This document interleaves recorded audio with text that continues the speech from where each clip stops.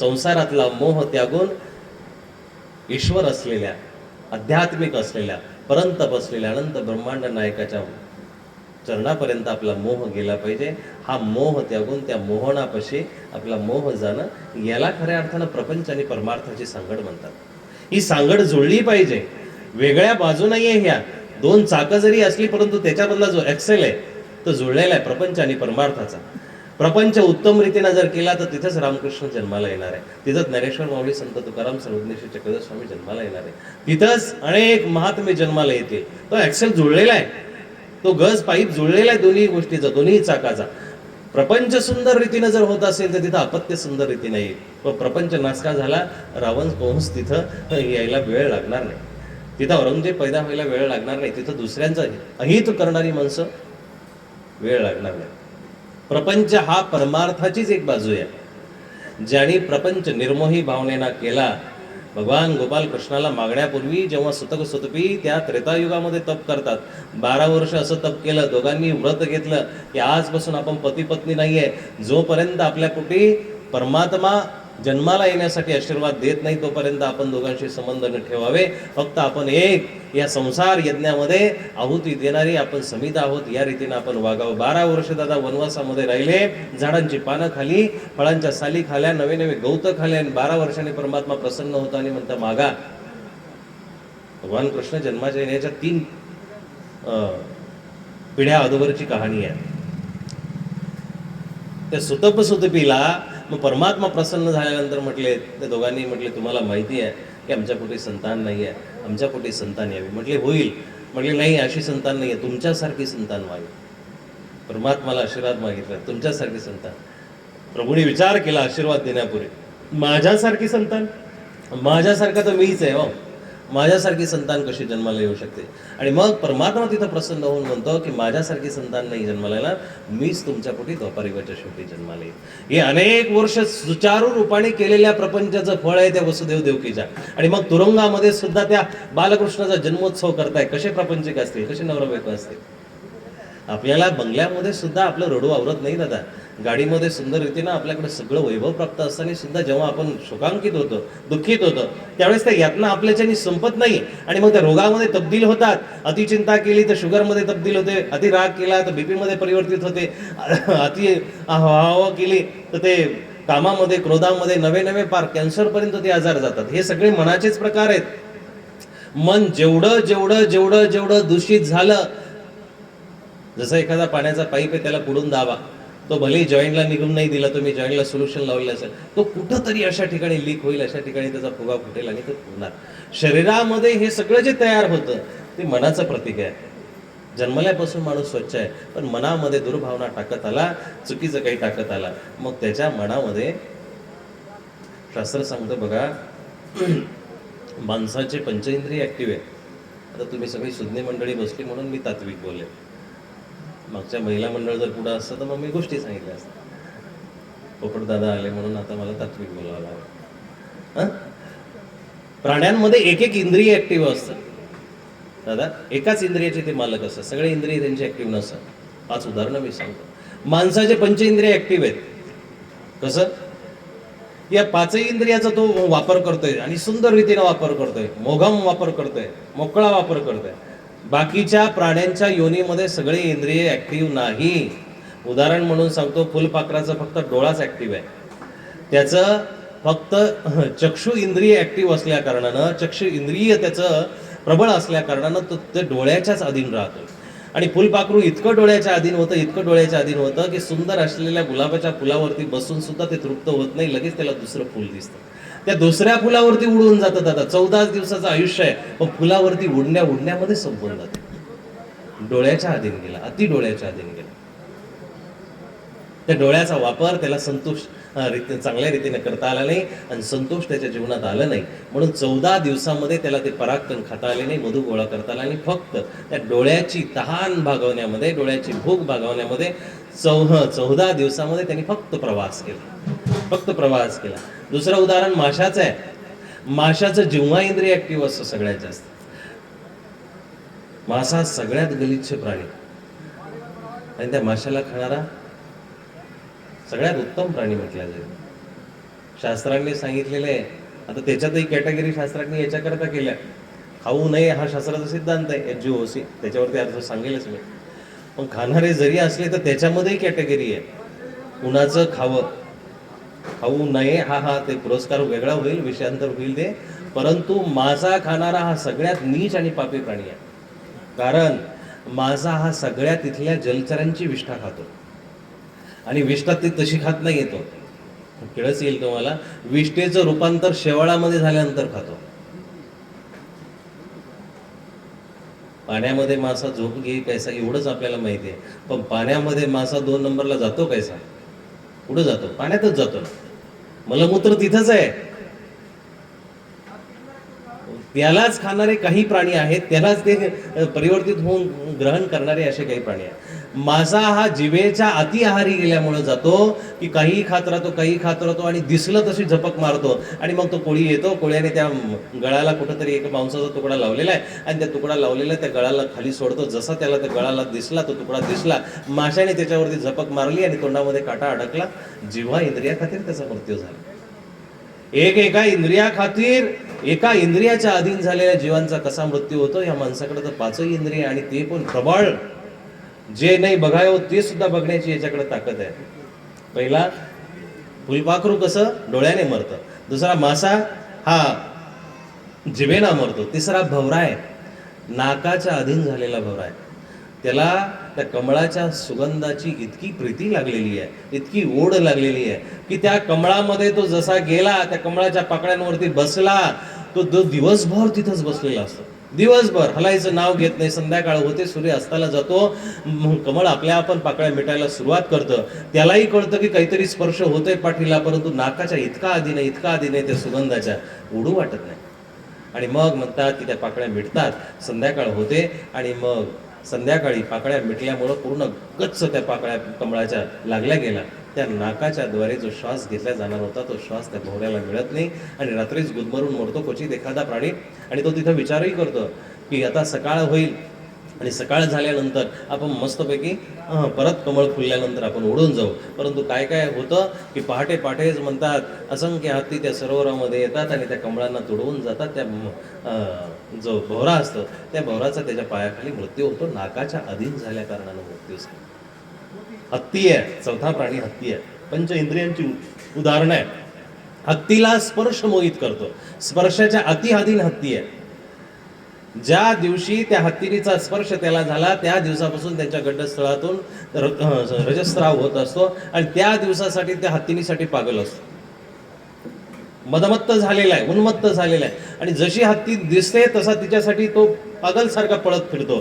पण तेच कारण त्याच्या मृत्यूला ठरत असं. शिकारी बरोबर हेरतात.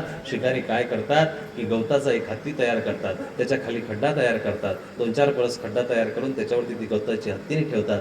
त्या हत्तीला तिकडे दौडवलं जातं, पळवलं जातं. तो हत्ती बरोबर त्या हत्तीने हिरव्यागार हत्तीकडे जातो आणि तिच्या स्पर्शाखातीर त्या हत्तीनीकडे गेल्यानंतर त्याचा तिथं खड्ड्यामध्ये पडून मृत्यू होत असतो. तिथं सापळा रचलेला असतो, खालून शूळ रचलेला असतो आणि त्याचा मृत्यू होतो.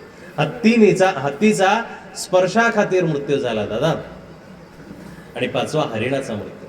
इंद्रियांच्या अधीन झालेली बघा हे जीव. हरिणाचा मृत्यू कानामुळे होतो. त्याच्याच लहान लेकराचं चामडं एखादा कोणीतरी ते काढून आणतो, त्याला ते कसतो, त्याचे ते व्यवस्थित चामडं वादी तयार करतो, त्याचं मृदुंग तयार करतो आणि त्याचा मंजूळ ध्वनी तो कुठंतरी बसून काढत असतो. आणि त्या मंजूळ ध्वनीला प्रलुब्ध होऊन ते हरिण धावत येतं आणि तिथंही शिकारी बसलेले असतात. ते शिकारी त्याच्यावरती बाण मारतात आणि त्याचा तिथं मृत्यू होऊन जातो. या पंचेंद्रियांखातीर बघा या जीवांचा मृत्यू झाला. आपली तर ही 5ही इंद्रिय ऍक्टिव्ह आहे, 5ही इंद्रिय ऍक्टिव्ह आहे. डोळे जिथल्या तिथं बघतात, कान जिथल्या तिथं बघतात. नाही डोळ्याने सहजासहजी बघता आलं. परमात्म्याचं नियोजन मागच्या वेळेस मी सांगितलं होतं गावामध्ये, आठवणीत असेल नसेल. परमात्म्याचं नियोजन खूप सुंदर आहे.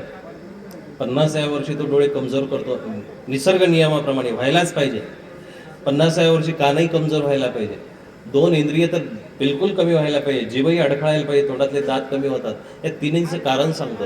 कारण असं असतं की तुम्ही जो काही कणाकणाने गोळा केलेला प्रपंच आहे ना, आता तो तुमच्या डोळ्यासमोर उधळला जाणार आहे. तो डोळ्यासमोर नाचल्या जाणार आहे. परमात्मा म्हणतो की भावा तुला दुःख होईल, तुझं आत्मत्व खूप आहे या प्रपंचामध्ये, आणि तुझ्या डोळ्यासमोर ज्यावेळेस तुझं 1000 रुपये गोळा करून लाख रुपये केलेले आहे, लाख रुपये डायरेक्ट एका पोराने ते उडवावे, लाख रुपयाची डायरेक्ट एखादा मोबाईल घ्यावा, गाडी घ्यावी, त्यावेळेस तुला खूप यातना होतील. मग त्यावेळेस तू दुःखी होशील. म्हणून मी तुझे डोळे कमजोर करतो. कान का कमजोर होतात? की तू आता त्या पोराचं लग्न लावून दिलेलं आहे, तू त्याचा पर डीजेचा बाळातपणाचा सुद्धा खर्च केलेला आहे, तरीही ते तुझे नाही. ते तुझ्या पोटी ऋणानुबंधनाने जन्माला आलेले अपत्य 4 प्रकारे जे जन्माला येतं ना, ते ऋणानुबंधनाने, पूर्वशत्रू म्हणून, उदास पुत्र म्हणून आणि सेवक पुत्र म्हणून, असे त्याची 4 कारण आहे. वेळ पुरला तर तेही सांगेल. तर त्या 4 प्रकारे जन्माला आलेले ते काय तुझा आणि तुझ्या पत्नीचा प्रताप म्हणून किंवा तुम्ही दोघांनी लग्न केलं म्हणून नाही. हे पूर्वजन्माचे संबंध आहे की कोणी तुमच्या पोटी जन्माला यावं. पूर्वजन्माचे संबंध असे आहेत की पूर्वजन्माचा जर बांधाचा रस्त्याचा शत्रू असेल तर ह्या जन्मामध्ये पत्नी म्हणून येत असतो. कसा? पूर्वजन्माचा जर चांगला हितक्ष भावाने मित्र असेल तर तोही ह्या जन्मामध्ये पत्नी म्हणून जन्माला येतो. पण पूर्वजन्मातला बांधातला रस्त्यावरचा जर कुठला किंवा काहीतरी शेजार पाजारचा असा शत्रू असेल तोही पत्नी म्हणून आपल्या इथं संबंध जुळत असतात. आणि मग ते संबंध असे जुळतात की शेवटी आपला पुरुषार्थ क्षीण करावा लागतो, आपला पुरुषार्थ संपून जातो किंवा आपल्याला गप्प बसावं लागतं, पण त्या मावल्या गप्प बसत नाही. हे पूर्वजन्माचं बळ आहे. तुम्ही त्यांना 4 शब्द जे ऐकले असतील ते आता 400 शब्दामध्ये परिवर्तित झाले.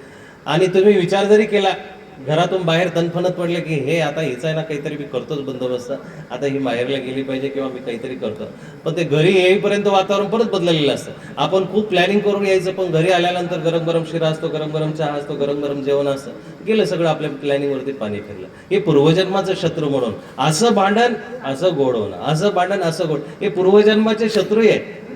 असं उगाच तुमच्या वडिलांनी मागणं स्थळ पाहिलं आणि मग तुमचे लगेच 2चे 4 हात झाले, असं घडत नाही साहेब. इथल्या घडणाऱ्या प्रत्येक गोष्टीला शास्त्र आणि न्याय आणि वेळ आहे. इथली घडणारी प्रत्येक गोष्ट सुचारूपणे चालते, अशी मोगम चालत नाही. इथल्या प्रत्येक गोष्टीला न्याय आहे, इथली प्रत्येक गोष्ट व्यवस्थित घडणार आहे.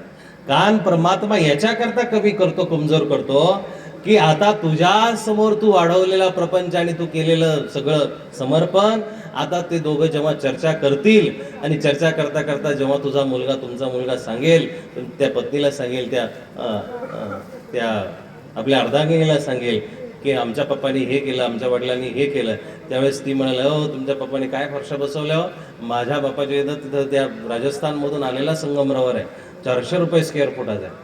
गेले 40 रुपये आपले पाण्यात गेले. 40 रुपये स्क्वेअर फुटाच्या फरशा काही कामाच्या राहिल्या नाही. असं म्हटल्यानंतर तुम्ही जर इकडे ऐकलं तर तुम्हालाही यातना होणार आहे. म्हणून परमात्म्याने आपले कान कमजोर केले की आता तुझ्या प्रपंचाची निंदा तुझ्या समोर केल्या जाईल, पण तुला ऐकून यातना होतील, त्यापेक्षा तुझे कान कमजोर झालेले बरे. आणि जीभही कमजोर केली, दात पडायला सुरुवात झाली. म्हणजे काय की जीभ अडखळते, आता बोलायचं ते बोलू शकत नाही. पण आपण त्याच्याही पुढचे आहोत, बिलिंदर आहोत की आपण परमात्म्याच्या दिलेल्या गोष्टींना आनंदाने स्वीकारत नाही. आपण करतो काय की भलेही 50व्या वयामध्ये, 30व्या वयामध्ये, 40व्या वयामध्ये आपल्याला चष्मा लागला असेल, आपण 1 नंबरचा लागू, 2 नंबरचा लागू, 3 नंबरचा लागू, नवे भिंगाच्या जाड त्या काचा इतका का व्हायना चष्मा लावतो आणि डोळे वासू मोठे करून त्या प्रपंच पाहत राहतो. आणि जर एखादी वार्ता होत असेल, सुनमूल बोलत असेल, तर आपल्याला ऐकू येत नसेल तर घाईघाई आपण दुकानामध्ये जातो, डॉक्टरकडे जातो, 4-5 हजाराचं ते मशीन लावतो, मशीन ऐकून को आहे ना तो प्रपंचाची निंदा ऐकायचा प्रयत्न करतो. जिभेमध्ये आता ती जीभ दात नसल्यामुळे अडखळते, आर्टिफिशियल का होईना, स्क्रूचे का होईना, बचाळ का होईना बसून आपण बोलण्याचा प्रयत्न करतो. आणि मग या केलेल्या उलट्या क्रिया आपल्याच दुःखाला कारणीभूत ठरतात, या आपल्याच दुःखाला कारणीभूत ठरणार आहे. आणि इथं घडतं काय दादा, इथं सगळं असं उलटच घडत जाणार आहे. त्याचं कारणही असं आहे, नरकाची जी जागा आहे ती पाप भोगण्यासाठी, नरक भोगण्यासाठी बनवलेली आहे. या मृत्यूलोकाची जी जागा आहे ती कर्म भोगण्यासाठी बनवलेली आहे. स्वर्गाची जी जागा आहे ती सुख भोगण्यासाठी बनवलेली आहे. आणि मोक्षाची जी जागा आहे ती मुक्तीला जाण्यासाठी बनवलेली आहे. ज्या ज्या ठिकाणी जो व्यक्ती आला त्याच पद्धतीचं तसं घडणार आहे. हॉटेलमध्ये झोपता येणार नाही, घरामध्ये दुसरं काही करता येणार नाही. ज्या जागा जशा बनल्या तशाचसाठी त्या जागा असतात, असं वेगळं काही करता येणार नाही. उगाच तिथं दारूच्या दुकानासमोर बसला आणि एखादा प्रवचन द्यायला नाही जमणार. एखाद्या मंदिरासमोर चुकीची कार्य घडतात, ती अपवाद आहेत, पण उलट कोणी करायला तयार नाही. संतांनी खूप सुंदर हिरले कलियुगाचं लक्षण सांगत असताना दुधाला दारोदार जाऊन विकावं लागेल आणि मधुरा न बोलवता विकल्या जाईल, हे कलियुगाचं लक्षण आहे. जागच्या जागी विकल्या जाईल. पापी माणसांना आता बळ यायला लागलाय. पापी माणसांचा वृक्ष वाढत चाललाय. तो पाप वृक्ष इतका वाढत चाललाय, इतका वाढत चाललाय की हे अनेक चांगल्या लोकांसाठी कर्दन काळ बनत आहेत. आपल्यामधून बघा ना, एक वाक्य खूप महत्वाचं आहे की समाजामधून एखादा पापी तयार झाला काही हरकत नाही. आपल्या एवढ्या मुसळगावातून एखादा चुकीचा माणूस तयार झाला काही हरकत नाही, पण त्या पापी माणसाचे बॅनर लागावा नाही, त्याला पुरस्कार करणारी, त्याला शुभेच्छा करणारी माणसं तयार व्हावी, हे सगळ्यात मोठं पापाचं लक्षण आहे. हे समाजाचं पतन आहे साहेब. एखाद्या समाजातून गुंड तयार झाला काही नाही, ठीक आहे, त्याला शासन मिळेल, पण त्या गुंडाला पुरस्कार करणारा, पुरस्कृत करणारा समाज जर तयार होत असेल, कुठला चालला समाज, कुठं चाललाय हो? हे सगळे अधपतनाची लक्षणं आहेत. या जगामध्ये चांगल्याची निंदा झाली होत असेल, परंतु त्या निंदेला घाबरू नका. चांगल्याला भलेही कोणी वाईट म्हणत असेल तरीही वाईट वागू नका, रस्ता चुकू नका. कष्टाची बरी भाजी भाकरी तूप साखरीची चोरी नका. कितीही कितीही कितीही आपल्या समोर आमिष आली, प्रलोभन आली, पण असं जर वागलं, चुकीचं जर वागलं, भले आज तुम्ही तृप्त व्हाल, आज तुम्ही मोठे दिसाल, आज भौतिक रूपाने तुम्हाला मान मान्यता बढाई प्राप्त होईल, पण जेव्हा यमाची लाठी तुमच्या अंगावरती पडेल त्यावेळेस सोडविता कोणी माय बाप, सोडविना कोणी माय बाप. पाठीची बहीण शेजीची कामीन दूर राहील, सगळं सगळं लांब राहील हो, सगळं राम राहील.